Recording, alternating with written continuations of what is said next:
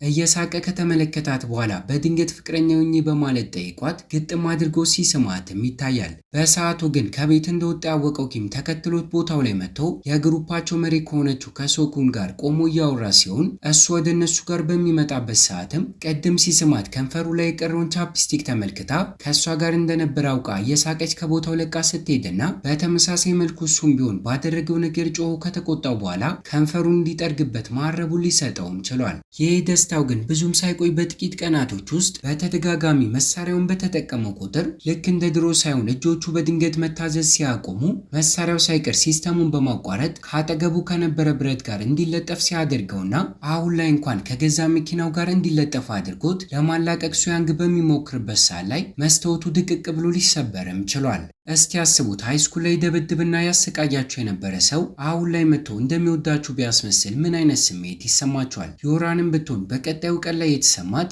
ይህ ስሜት ነበር። ድሮ ላይ ታሰቃያት የነበረችዋ ተማሪ አሁን ላይ ጋዜጠኛና ሪፖርተር የሆነች ሲሆን ኤርፖርት ውስጥ ተቀጥራ እንደምትሰራ ካወቀችም በኋላ ለጊዜው እዚህ ቦታ ላይ የምትሰራው አንድ ስራ ስለነበራት ጥቅሟን ለማግኘት ብላ ጥሩ ሰው በመምሰል ስቀርባትና በድንጋጤ ሱያንግ የድሮውን እያስታወሰች ፈዛ ብቀርም ልጅቷ ግን እንድታወራ እንኳን ሳፈቅድላት ከስልኳ ቁጥሯን ሳይቀር ልትቀበላትም ችላለች። በጥቂት ደቂቆች ውስጥ ግን ወደ መጸዳጃ ቤት ገብታ ወደ ጓደኛዋ ጋር በመደወል የተፈጠረውን ነገር በሙሉ ስትነግራት የአንግጁ ሰምታት ለጥቅሟ ስትል ዩራንን እንደቀረበቻት ያወቀችባት ሲሆን ተመልሳ ከወጣች በኋላ ኤርፖርት ውስጥ የማይፈቀዱ ነገሮችን ለማድረግ መሞከር ስትጀምርና ዩራን ከርቀት ሆና ክስተቱን እየተመለከተች ስራዋን እንዳታጣ ልታስቆማት እንደሚገባ ከራሷ ጋር ካወራች በኋላ አሁን ድረስ ብትፈራትም ራሷን እንዴት ማደፋፍራ ግን እሷ ጋር በማምራት እንደዚህ ነገር ማድረግ አይቻልም በማለት እንድታነሳው ስታደርጋትና ልጅቷም የተቅለሰለሰች ቡና እንዲጠጡ ግብዣን ብታቀርብላትም ዮራን ግን በድጋሚ ከእሷ ጋር ምንም አይነት ነገር ማድረግ እንደማትፈልግ በመናገር ትታት ልትሄድም ችላለች። ወደ ሱያንግ ጋር ስንመለስ ተታግሎ እጁን ከመኪናው ላይ ማላቀቅ ቢችልም በተሰበረው መስታወት አማካኝነት ግን ከመጠን በላይ እየደማ ሲሆን መሬት ላይ ቁጭ ብሎ እያለ በአጋጣሚ ክስተቱን የእሷ ጓደኛ የሆነው አንሳክ ሲመለከትና በቅጡ ባይገባው አደጋ እንዳጋጠመው አስበው ግን እቤቱ ድረስ በመውሰድ ለዶክተሩ ኪም አሳልፈው ሲሰጠው የተጠራጠረ በሚመስል መልኩ ግን ከቤቱ ለቆ እየወጣ ያለ በሩ ላይ ቆሞ ወደ መስኮቱ አተኩሮ ሲመለከትም ይታያል። ዶክተሩ ኪምም ቢሆን ቁስሉ ላይ መድኃኒቶችን ካደረገለት በኋላ ጊዜው እንኳን መሳሪያውን መጠቀም እንዲያቆም የመከረው ሲሆን በተቃራኒው እሱ ግን ከሚወዳት ሴት ጋር አሪፍ ጊዜ ማሳለፍ ስለሚፈልግ ከዱርዮቹ አስቀድሞ የኪያንግን ሕይወት በሚያተርፍበት ሰዓት ላይ በአጋጣሚ ሚስጥሩን አውቆበት ስለነበር እሱ ጋር አመርቶ ከስራው በአንድ ወር ውስጥ መልቀቁ እንደማይቀር ነገር ግን እስከዛ በሚስጥር እንዲይዘው ሲነግረውና ልክ እንደ ድሮ ከቀጣዩ ቀን ጀምሮ ወደ ስራው በማምራት ከእሷ ጋር ጊዜያቶችን ለማሳለፍ ሲሞክርም ይታያል። ብዙም ሳይቆይ ግን ወደ እሷ ጋር ታሰቃያት የነበረችዋ ሴት በመምጣት ከትላንትና ጀምሮ ስለሷ እያጣራች ቆይታ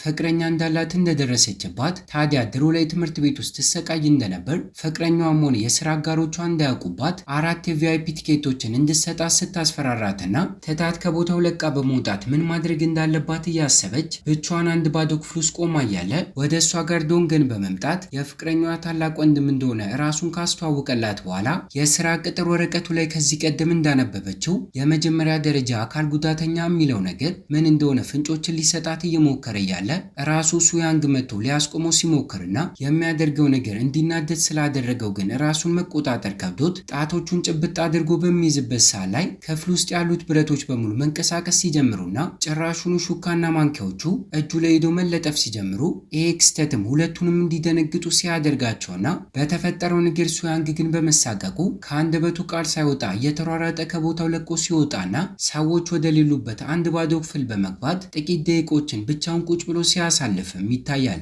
እሷም ብትሆን የደበቃት አንድ ሚስጥር እንዳለ ከተፈጠረው ነገር በኋላ የገባት ሲሆን በመገናኛ ሬዲዮ ደውላለት እንዲገናኙ ብትጠይቀውም ከአንደበቱ ምንም አይነት ቃል ሊወጣ አልቻለም ነበር። ከጥቂት ሰዓታቶች በኋላ ግን ጓደኛዋ አንሳክ ወደ እሱ ጋር አምርቶ ትላንትና ቤቱ ሲያደርሰው ዊልቸርን በመመልከቱ ሰውነቱ ላይ የተፈጠረ ችግር እንዳለ እንዲረዳ እንዳደረገው እሱም ቢሆን ዮራንን ስለሚወዳት የሚወዳትን ሴት ከአካል ጉዳተኛ ጋር አብራ ሆና ማየት እንደማይፈልግ የአንድ ሳምንት ጊዜን እንደሚሰጠው በአንድ ሳምንት ውስጥ እውነታውን ካልነገራትም እሱ ራሱ እንደሚነግርበት ሲያስፈራራውም ይታያል።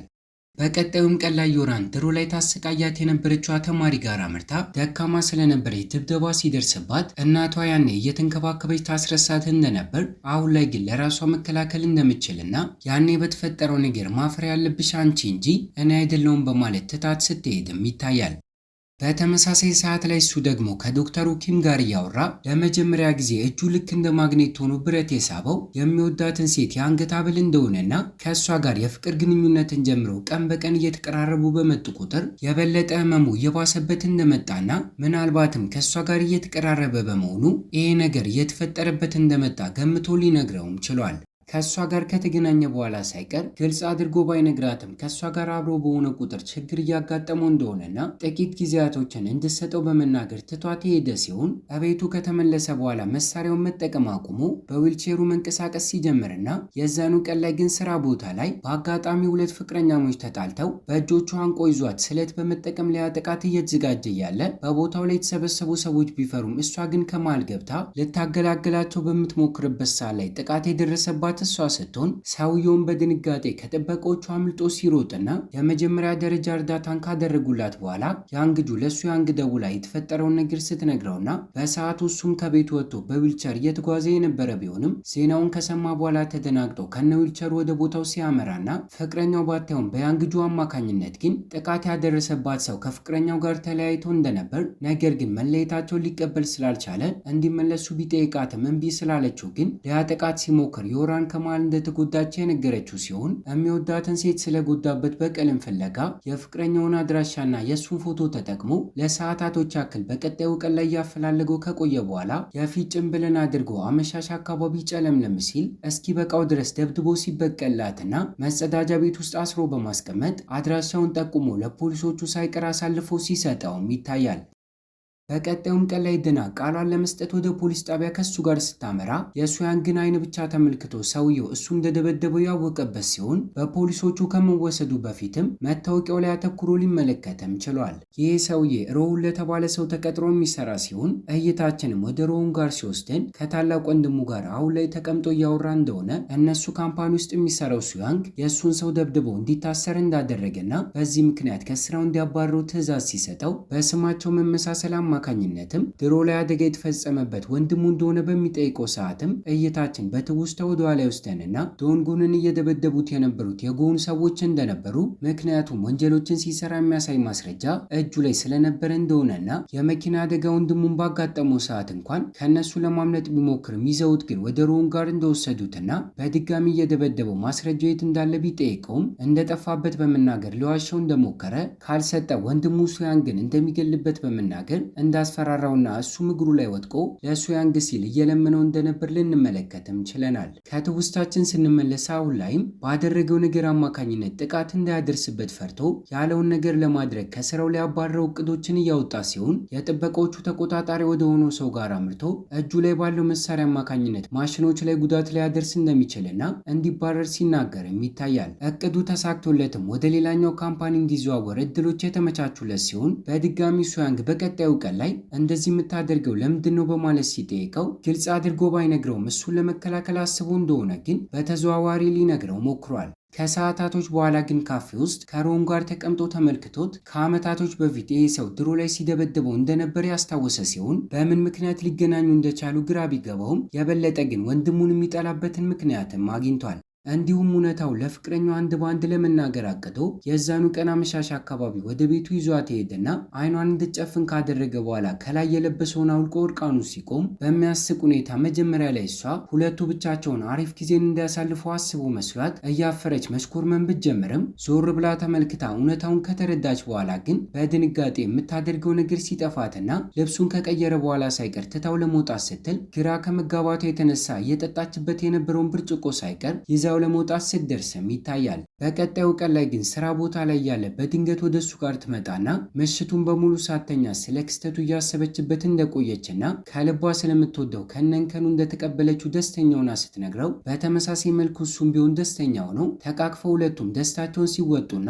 ከቀጣዩ ቀን ጀምሮ ወደ መዝናኛ ቦታና የተለያዩ ቦታዎች እየተጓዙ እንደ ፍቅረኛሞች አሪፍ ጊዜን ሲያሳልፉም ይታያል። ቀናቶች እየተቆጠሩ በመጡ ቁጥር ግን በሰውነቱ ላይ ህመሙ እየጠነከረበት እየጨመረበት መምጣት የጀመረ ሲሆን ከአንድም ሁለት ጊዜ ጭራሹኑ በድንገት ሲነስረውና እጁ ላይ ያለው የጠባሳ ቁስል እየሰፋ መጥቶ ወደ አንገቱ ጋር ሳይቀር እየተሰራጨ ሲመጣም ይታያል። የሕክምና ወረቀቱን ተመልክቶ ኪምም ቢሆን እንደባሰበት ካወቀ በኋላ ደጋግሞ ለሱ ቢነግረውም እምቢ ስላለው ግን ወደ ፍቅረኛው ጋር አምርቶ እውነታውን ሲነግራትና በሚያስቅ ሁኔታ ከቀጣዩ ቀን ጀምሮ እሷን ብትሆን የተለያዩ ስራዎችን ሲሰራ በሱ ቦታ በመሆን ልትሸፍንለት ስትሞክርም ይታያል።